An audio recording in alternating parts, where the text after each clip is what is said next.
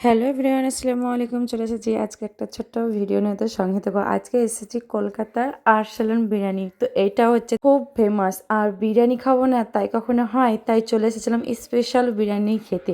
তো এখানে আমরা দু রকমের স্পেশাল বিরিয়ানি নিয়েছিলাম। একটা নিয়েছিলাম তোমার 700 কত নিয়েছিল, আর একটা নিয়েছিল 400 টাকা প্লেট। তো আমরা 3 প্লেট অর্ডার করেছিলাম। আমরা নিয়েছিলাম মাটন বিরিয়ানি। তো 3 প্লেটই ছিল মাটন বিরিয়ানি, আর এত মানে ইয়াম্মি, এত টেস্টি, মানে কি বলবো।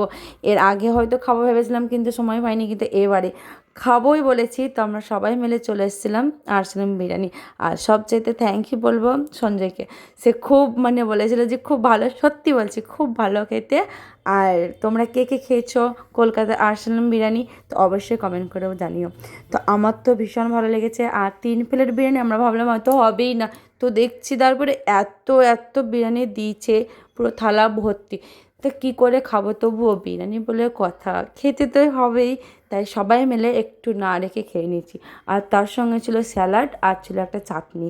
সত্যি বলছি দারুণ। তোমরা যারা খাওনি কলকাতার আরসালান বিরিয়ানি, তারা অবশ্যই একবার হলেও টেস্ট করবে।